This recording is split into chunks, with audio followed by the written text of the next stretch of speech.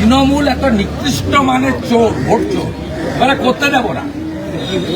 এটা হচ্ছে এটার উপরে লাগানো থাকবে, কালিটা লাগিয়ে দিতে বাইরে এসে যাবে। ও আচ্ছা আচ্ছা আচ্ছা আচ্ছা বাঁচাতে হাইকোর্টে বারে বারে যাচ্ছে, আপড়তে আসছে। শ্রীরামপুর বিধানসভার ভোটার কল্যাণ ব্যানার্জি, তিনি এবং বৈশানুর চ্যাটার্জি কালকে কালীঘাট থানার ওসিকে ধমক দিয়েছে। থানার ওসি জিডি করে আমি এফআইআর করার দাবি করছি। আপনি জানেন রংপুরে ফিঙ্গার লাগানোর জন্য দেবলীনা বিশ্বাস ধরা পড়ে গেছে, পারবে না করতে। আমি দেখাচ্ছি,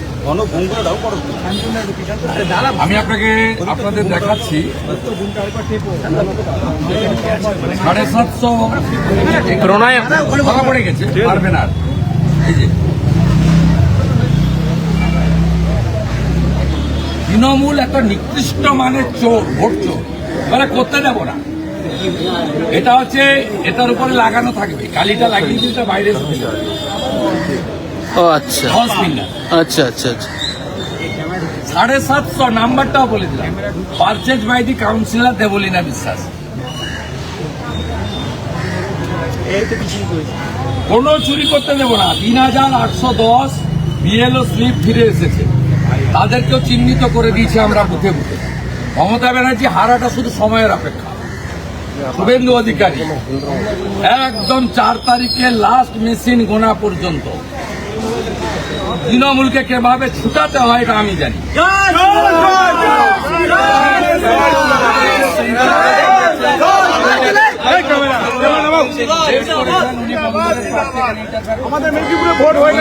শ্রীরামপুরের ভোটার, ওনার তো সাইলেন্স পিরিয়ডে শ্রীরামপুর থাকার কথা,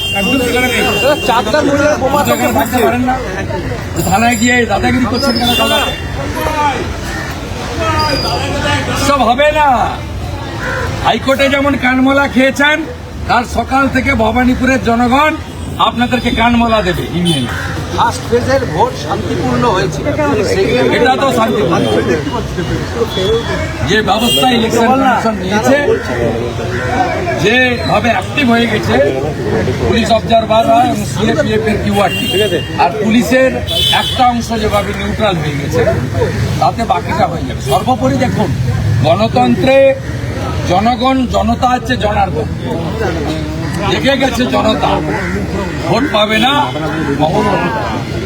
ক্লিয়ার মেসেজ। মানুষ পরিবর্তনের পক্ষে, মানুষ কাল সকাল থেকে 6টা থেকে লাইন দেবে, ব্রেকফাস্ট পরে করবে, আগে ভোট দেবে। জাহাঙ্গীর বেরিয়ে যাওয়ার পর হুমকি বা যে আপনাদের মিডিয়া, আপনারা শাহজাহানকে দেখাতেন, এখন দেখাতে পারেন না। আপনারা কেষ্টমণ্ডলকে দেখাতেন, এর জন্য দায়ী আপনারা। আপনারা এমন এমন নিকৃষ্ট লোকদেরকে টিভিতে দেখান, যার ফলে ছোট ছোট বাচ্চা ছেলে মেয়েদের মধ্যে বাজে প্রভাব। এসব লোকের মুখ দেখানো উচিত না। আপনারা বঙ্কিমচন্দ্রের জেনারেশন নৈহাটিতে দাঁড়িয়েছে, তাকে কবার দেখিয়েছেন আমার জানা নেই। জাহাঙ্গীর শওকত মোল্লাকে আপনারা অনেকবার দেখিয়েছেন।